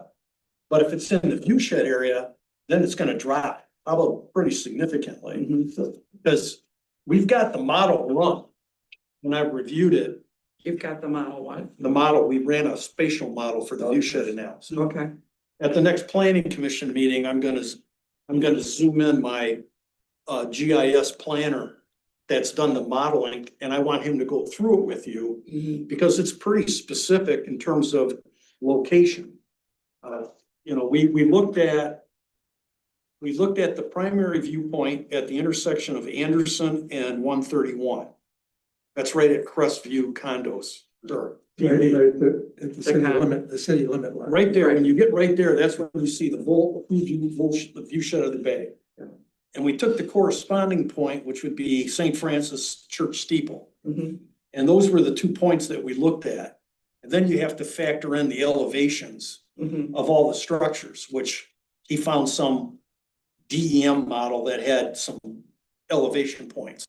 And then running that analysis comes up with a color-coded map that shows you where view sheds would be impacted, so the height would go down, and where view sheds would not be impacted, where the height could be per code. So I just wanted to point out that until we really get that view shed analysis done, this 37 feet may be a moot issue, depending on where we're at, okay? But the 37, anything that's not part of the view shed, then would have the privilege of building to 37 feet. Go 37, which. You did your point from the steeple till the point up on the hill. But as you go down, there's also a place where you get the whole sweeping bay with Harbor Springs, and I think that should be part of, that side of it should be. Well, then, you identify that point on a map, and we can run that analysis as well. What is the significance of the steeple? I don't understand what you're. Well, when you, Is it top of the steeples? when you go. Fairly high. Well, yeah, but see when you get to that point on Anderson and 131, the predominant view into town, not the bay. What the view is, when you look into town, is the steeple at St. Francis. Maintain the view. You wanna maintain that view. So It's part of the cityscape view. that's the city state view. That we want to preserve. Yeah. So you want to preserve the ability to see that? That and the bay. Okay. Yeah, so this is, he was explaining it to me via email, and I said, Dan, we're gonna zoom you in and you can explain it to me and the planning commission at the same time, because reading through a 3-page email of how he did his methodology, Yeah. way beyond me. Well, Chad will probably want to read it. So maybe Cynthia, another point you might be able to identify what point you're talking to. I kind of know what you're talking about. Yeah, there's the sweeping 360 degree, Where's that occur? or 180 degree. Further down the hill. Yeah. It's right, the mall on the left-hand side that has Dunham's in it. Yeah. It's at that point that you see I it, know where you're at. that you see over and you see the whole, it's Okay. pretty, sweeping, I'd like to preserve that whole thing because it takes your breath away. And I'm telling you that based on how that view shed model comes out, that 37 feet may be a non-issue. Way too hard. Mhm. So Okay. at this point, we don't have to, I just don't want to labor the discussion on it because based on what I'm seeing preliminarily, it's gonna drop. I really like it. I'm really glad you did that. I'm glad that's item C that in the notes that it will be reduced and, the other part though that I didn't see, because I was paying attention to the height and view shed and I had the blinders on. The rear setback. Or where BC, so we have no RF between where BC hits. The business corridor hits Curtis Park and some other neighborhoods are the same way. Okay. Our rear setback went from. Went from 40 foot to 20 foot. Now, we have a precedent for something like this, what I'd like to do is under the industrial in the old 1600. There's a note for N, and N says, in the industrial area, the planning commission may increase the rear yard requirements up to twice this minimum where the commission finds it necessary to protect the less intensive use of letting the rear of the property. Yeah. I'd like to see something like that. Well, I actually added it in next to B under BC. You got 20 feet, parens B. I put parens E. And E would be what's A in industrial would come over to E. Right. So it would have that requirement. Because, I mean, there's 3 people in the audience who back up too. Yeah, no, I get it. And that would give the planning commission the opportunity to. And I'd like to see that almost be shall. I mean. Well, yeah, Not, I mean, I like a shall in there because there's no buffer, and where it comes against RF and RN, those, RF and are, I mean, not RF. residential flexible. I'm getting a B N. Neighborhood. Yeah. Business Business neighborhood. Where the business neighborhood comes up against the RF, that's not a problem, that's always gone on there. Where the business corridor comes up against residential, there's a lot of that, and I think we should. Right, part of that business corridor is Spring Street. And when they developed there, they made the decision to protect the view shed, the street view shed. And the buildings are set significantly back. Yeah. So will that be part of the view shed? How will that change? Well, let's look at business corridor, because business corridor on Mitchell Street is very different than Right. business corridor coming down the hill. Right. And I really wouldn't want those buildings To come, feel out. I like those setbacks, so we do have that view. So it's different than those setbacks on Spring are different than the setbacks for the rest of the business corridor. But there was That's what I'm 40 feet now, so. They're what? They're 40 feet now, if they went to 20, it would be a problem. Yeah. So now they are 40 feet. And the new one is going to 20. Okay. Which, Well, let's take a look. that's, and this may be committee business, but it's just something I like the committee to really. Yeah, let's talk about that in committee. Okay, Cynthia, all right, so I can modify the table. okay, Because you're gonna end up with 2 different front yard setbacks in the BC district, depending on what actual highway you're on. yeah, Yeah. Okay, so you're gonna, so I've got to modify it. okay. Well, I have a question about front setback in business neighborhood, because if we're saying 20 feet, but we have several conditions now where we have business neighborhood character, like the Four Corners, where it's a 0 setback. Yeah, we went from 0, some of these we went from 0 to Should- 20, Should some we we, went from 40 to 20. is 20 the right way to say it? I don't know. Maybe there's some way to allow much less front yard setback in a business neighborhood. Let me take a look at footnote F.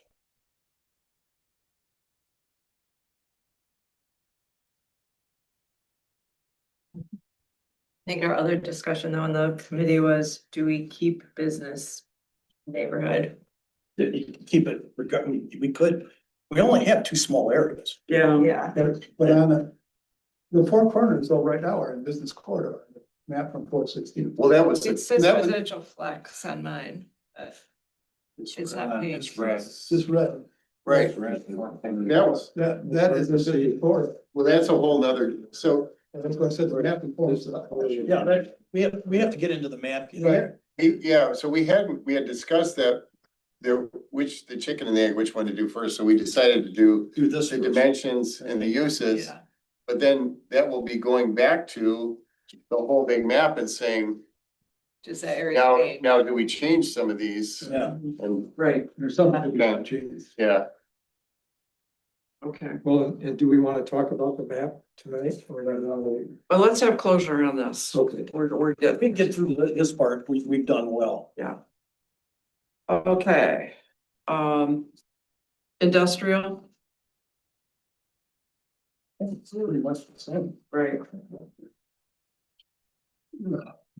It's industrial, basically, we took the least restrictive, I think. okay, any comments about industrial? Let's move on to public, quasi-public. Any comments? Okay. Hospital district and college district, as John said, are pretty recent and thought through.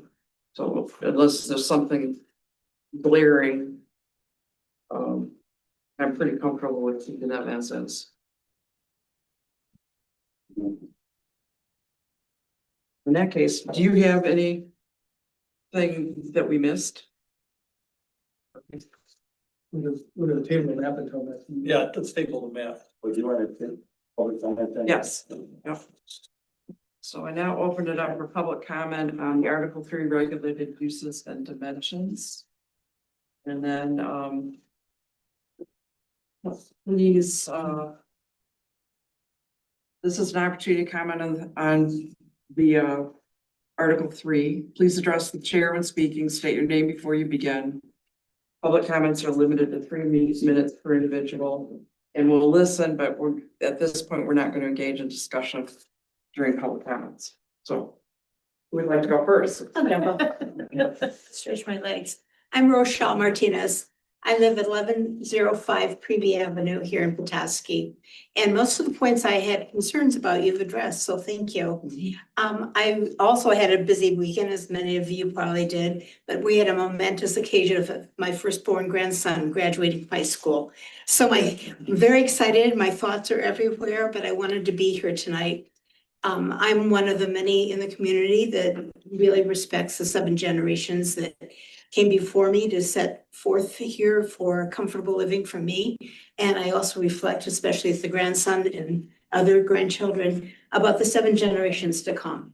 So I really appreciate what you're doing here. I know it's been a momentous amount of work and grief, I'm sure at times, and I'm sure you're anxious to get it on the road and voted on. These were my concerns before when I walked in the door, so that I can just kind of let you know that I was giving a thought. And that was, I was concerned about the new map. We are the pale yellow, which is RS, and we're nestled up against that red BC on Spring Street. It's, our neighborhood is backed up right there. And with that 40-foot setback, now going to 20, that would really greatly impact. So I'm really appreciative that you're looking at that. We get the car horns and the lights from the Apple Tree Inn, and we get the garbage truck traffic and all of that. And I know you've heard that because we've been here before to represent the sanctity of our neighborhood. And that's a big concern. And we get the families that come in giggling and laughing, which is wonderful. We also get the drunken friends that come in later at night. And so we are really impacted by any buildings that are nestled up against us. With Planned Parenthood selling this week at what, 395,000. Now we know that we don't know what's going to go in there. And with that 37 foot height, I was really concerned. And then again, pushing back that setback is going to push it onto the Lawrence neighbors there. And the bank at the end of Hillcrest has changed hands 3 times since I've lived there in 6 years. And if something would happen with that credit union and they would go, we're aware that that could also give an opportunity. It's the same size lot, I believe it's the Apple Tree Inn. So once again, that could impact us. So thank you so much for looking at that. I am concerned about the view shed. I have to say, every time I'm gone and come back over that hill, I'm home when I see that, and there's a comfort there. And I would like to see that kept. I was concerned about the height of the buildings, being raised the homes from 25 feet to 30, because to me, I was just seeing numbers and thinking about the 5 feet and being 20% more. But hearing what is really needed for an energy efficient home and for flow and all of that, I can understand now where that's coming from. So thank you. Just want to thank you again. I think in this time with national politics and all distrust with people and feeling that we're not heard, voters aren't heard, I really appreciate you giving us this forum. And I really respect that you have a moral compass and you'll lead us in the right direction. Thank you for thinking those 7 generations ahead. Thank you, congratulations. Yeah, I know, congratulations. Who would like to go next? I don't want to go up to Rochelle because she's such a good public speaker. And I usually just wind up crying, just, but anyway, I kind of wrote down, So that's your name. oh, I'm sorry, Karen Verkirky, 1104 Previe Avenue. I live behind the B3 district, business district, and I've been dealing with this since the 80s when I bought my house. The person moved out because that hotel was going in there, which they didn't tell me. But back then, the planning commission in the early 90s, they purposely reduced the height restriction along the highway. It was 4 stories. They reduced it to 2 stories after the Apple Tree Inn was constructed. The community and the commission had the foresight to see how a 3-story building diminished the view, which you can all see if you come down that hill, that apple tree did take the view away. They heard us when the neighborhood complained about our privacy, the noise, the light, and the trash issues. I really want to see this a priority now for you to think about that. You're talking about protecting the view shed. Yes, that's very important, I think, to the whole community. I mean, when you do your surveys, people say they want green space. They want views protected, and when I'm seeing what's being built in some areas, although it's not Petoskey, but like the new Hilton that's going in, it's like right next to Cormax there, and it's just a huge, no setbacks. I think personally, it's ugly. That's my personal opinion, because there's no green space, you need room. And I don't want a 3-story building 20 feet from my house. And, it's just, so I'm just, it sounds like you're kind of coming to that conclusion that it wouldn't be good in our area. And thank you all for what you're doing, because just me writing this little thing took time, and look at it. I haven't even looked at everything about residential, and I wish more people would get involved, because when this happens, they're gonna complain. And, I just wish more people would come and get involved. And I guess when it affects you, you're more likely to, but I don't think a lot of people know how this is gonna affect them. So, thank you. Thank you. Yeah. Maybe outside before. My name is Dan Verkirky. I live at 1104 Previe Avenue. If you could speak up, I think your voice is a little bit of a challenge for the speaker. Leave it up. I believe it. First off, when I was coming to this meeting, I was expecting to be upset because of the past over and over and over again. We've spoke so many times because we are behind the Apple Tree Inn. And I was quite upset, like, we have to go through this again? It just is so upsetting. But I feel good about how you seem to be taking our viewpoint into consideration. I felt like before we had to scream and shout and just about be in tears to be heard, but I feel like it's starting to be heard. I was upset about a 20-foot setback that's being addressed, and I applaud that. 40 is what it is now, and that is awful close, believe me. I also am really pleased that you guys are worried about the view shed. I am too. That one down the highway there by the Apple Tree Inn is vital, and year after year, it seems like we're fighting we're getting so many people to write in letters and yet it keeps coming up. You know, but I'm glad you're listening. It appears like we're being listened to now. If anybody wants to, I invite anybody here to come into our backyard so we can show you what a 3-story building looks like at 40 feet. It's huge. It's so impactful. Unless you are there, come at night when it's nighttime and you see, it's just dominates the whole area. I think the residents have to be taken in consideration. These buildings can go 20 feet. It's just, it doesn't make any sense at all. It's cool. You mentioned on Lawrence Street, all the houses, you know, that's going to impact those. There are houses on Hillcrest that could be turned into a building that is right next to a house. You know, they can go 3 stories and go, well, possibly 20 feet. And I believe that's very important. That needs to be looked at.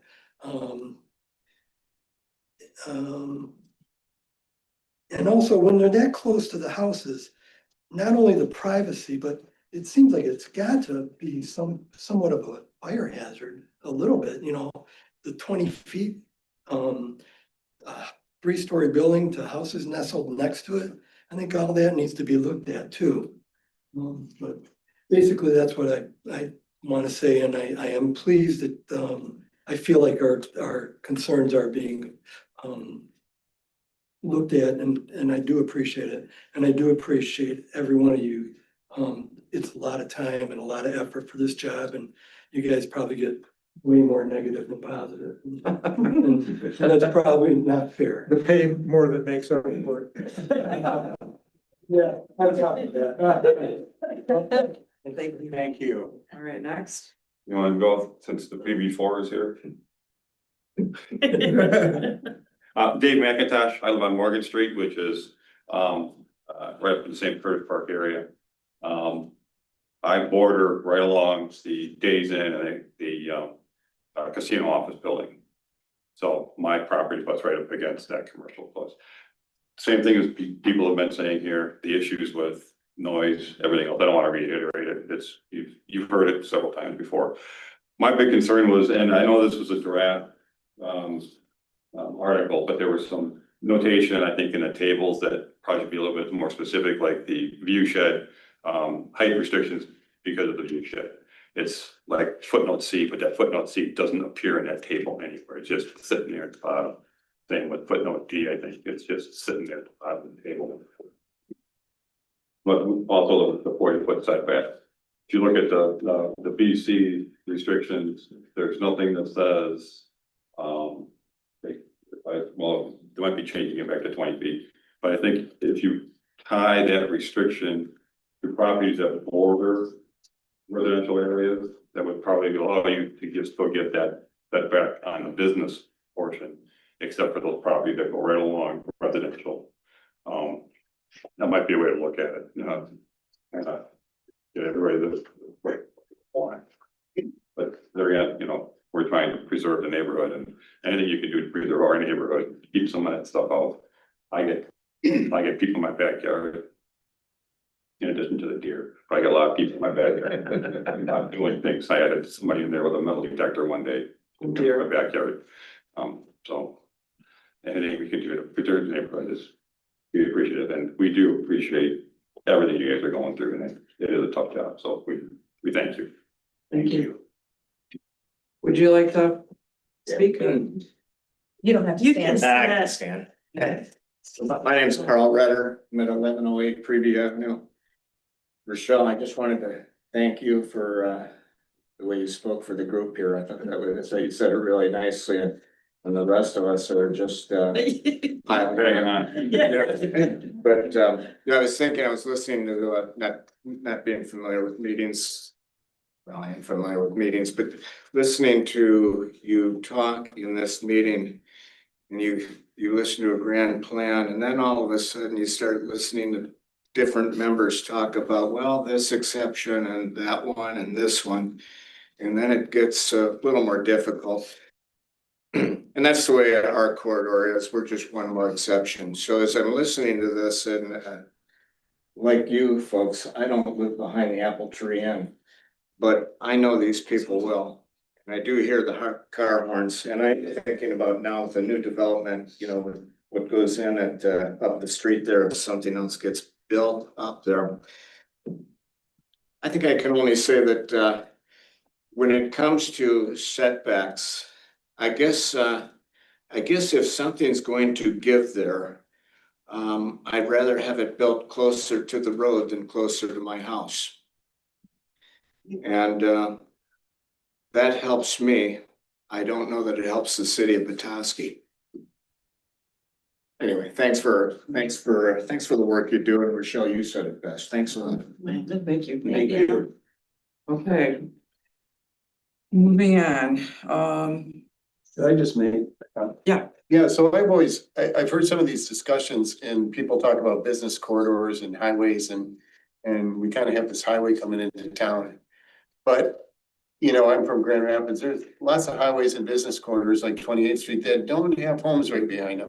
right, So I think some people get messed up, well, it's a highway, we should allow this or that. And it's like, there's people who live right behind there. It's different. We're a small town.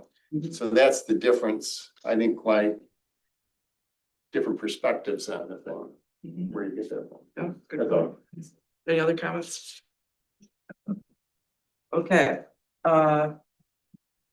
so we're gonna table the 4B proposed zoning ordinance districts and map.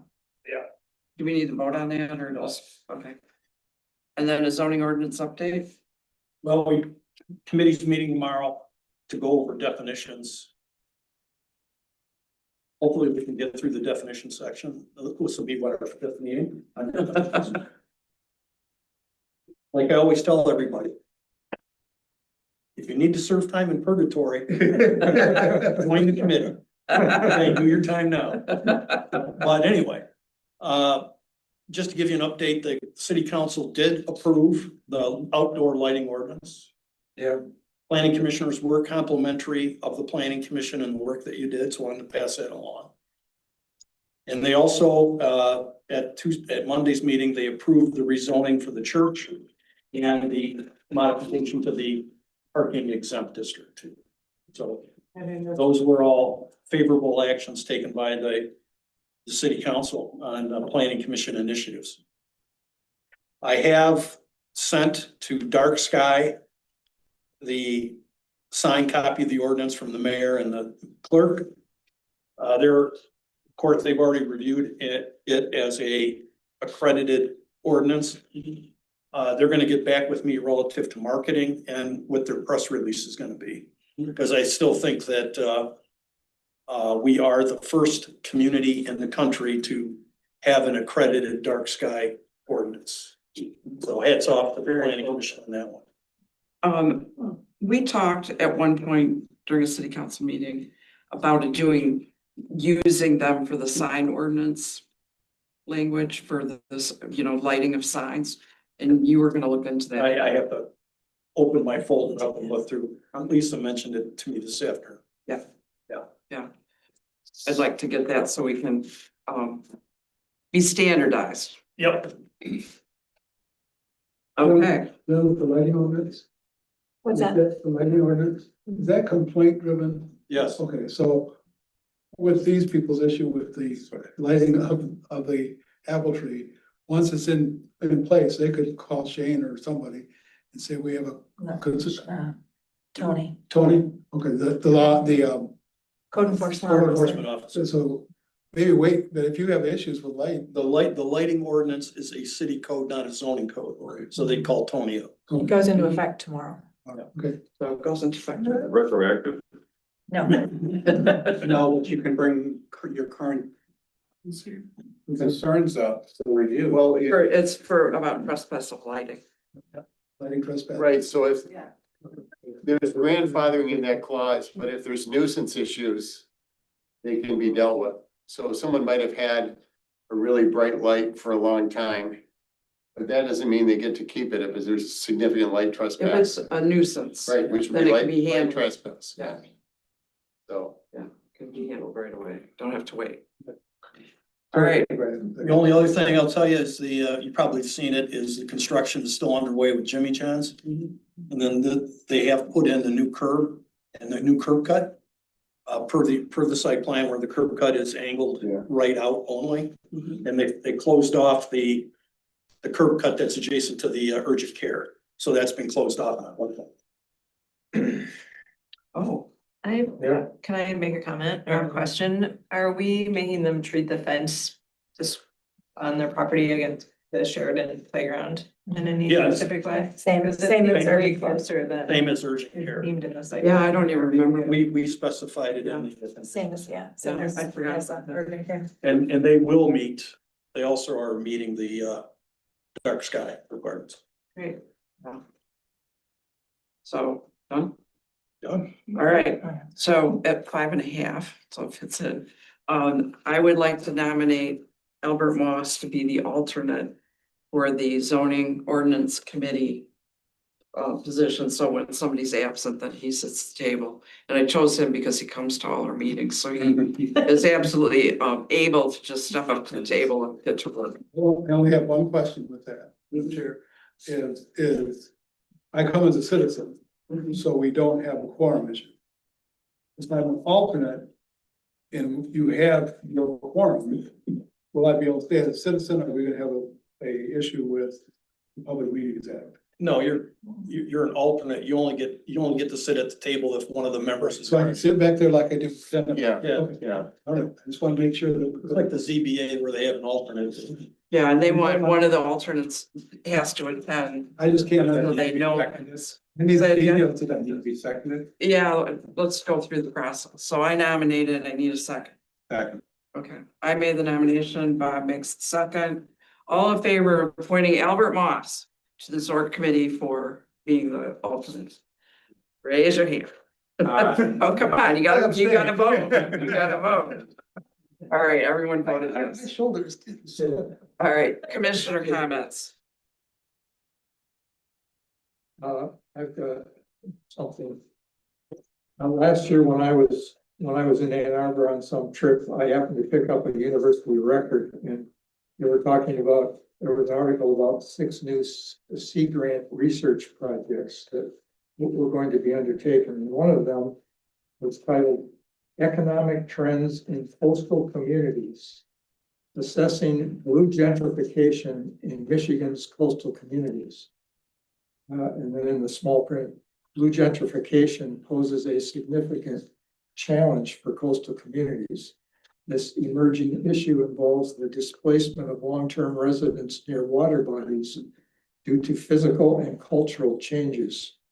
This project's aim of the Sea Grant research project is to assess the extent of blue gentrification between 2006 and 2020. Well, it's a lot's happened since then. Identify its driving forces and develop policies and strategies to address it. And so I've been talking to the principal investigator, who is a professor in environment and sustainability at U of M. But unfortunately, when I talked to him the last time, he said that NOAA has cut the grant because it had a reference to, quote, environmental justice, unquote. But then shortly after that, I got an email from a professor of geography at Central Michigan University, and I haven't found out yet how he's involved in this, but I'm going to actually be meeting with him tomorrow. I'm missing what the issue is. The Development of lakeside property. Rick is, Matt.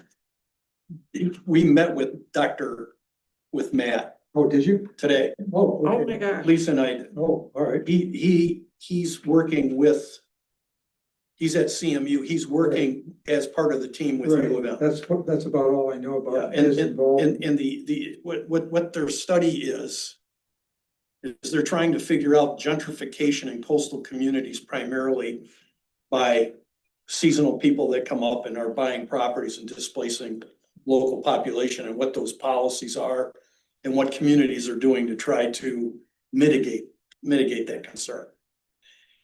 He indicates, he told Lisa and I that they hope to have the paper within maybe the next year. after it goes through all their peer reviews. He said they got cut by Doge because they had environmental justice, so they cut half of the grant. But that still allows CMU to do well, something. I got the feeling from Matt that they were kind of committed to doing it, so they're kind of doing it on their own I see. in a way. So John, the issue we're talking about is the displacement of Of year-round residents. from by By season. seasonal, Yeah. which is exactly what's going on. That's what's going on. He wanted to know, like from us, Lisa and I, he wanted to know things like what areas in the city we think that could occur based on property values. Everywhere. And, you know, we pointed out some neighborhoods that we thought had the potential. But I think he was also, we talked to him in terms of it's just not, the seasonal people are part of the equation, but they're not all of the equation, because what's happening is to the benefit of the city's done some really strategic investments in recreational facilities and open space, which really makes it attractive community. And because it's an attractive community, people that want to live here that are not residents are willing to pay the extra dollars to come in and buy real estate in order to have their seasonal house here. So it's just not the proximity to the bay. It's we try to explain to them, it's a combination of a number of factors. You know, having a community that's invested in recreation infrastructure, a community that still has a very viable downtown, the proximity to basically it's walkable. So Well, it's beyond that too. I mean, the hospitals. Well, the hospitals here, yeah, but it's a series, System. it's a series of factors that make it attractive. It's just not because it's close to the bay. Right, Right. But the other part that we talked about, he already had data, is the fact that the gentrification is causing people that work here to live further out of town, which then has its own issues relative to different income groups are spending more on fuel and on Right. transportation costs than they are on housing. And, and the fact that Emmett County doesn't have a public transit system compounds the problem. So, yeah, we talked for a good hour on a lot of these different interrelating factors. So, yeah, Rick, you're gonna talk to him tomorrow. It was just a good conversation. But he's using Petoskey, and he indicated Marquette and I think Houghton. They're not using Bay Harbor. And they're using a couple of the Harbor Springs. Harbor Springs, I bet. Well, that's But- because Harbor Springs, it's already happened there. Yeah, there it's like I 70%. mean, 45 years ago, when I moved here, Harbor Springs actually had people that lived there. Yeah, I know. And they're using a couple of communities further down the coast. But he said they have but Petoskey is one of the case studies, so. And he's here gathering data from the communities, meeting with us, probably meeting with you as well, so that they can compare it to what they have plotted. Yeah, they want to compare it to their What model. Yeah, Right. so they're just verifying. And he was very surprised to hear about co-living space being allowed in the lower level. John had mentioned that to him, and he's like, I wouldn't have thought of that sort of thing being here. Well, and the other part, Pleasantly surprised. and the other part, when you really take a look at what's going on. The city council has, I think, done a pretty good job in terms of public policy to try to make sure that all income groups are represented here in the community, not just a certain demographic. So he said, well, how? And we explained to him the laws at Lumber Square is AMI adjusted, that we use the Commissioner Brownfield on the Maple block. And that's got some of those are reserved for AMI adjusted.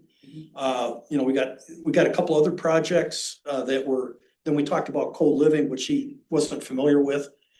But I said, the city has really the council's done a pretty good job of making sure that all segments of the population are well represented here, because a diverse community with income is a richer community conceptually. So he goes, yeah, I'm glad to hear that. So, I mean, there was some things that we talked about in terms of just overall broad strategies. But yeah, it's pretty interesting what they're doing. Okay, any other commissioner comments? I just want to thank the public for coming. I mean, they're my neighbors, but they contacted me, believe it or not, I got to contact them. But, when I look at these maps, this is a flat two-dimensional map.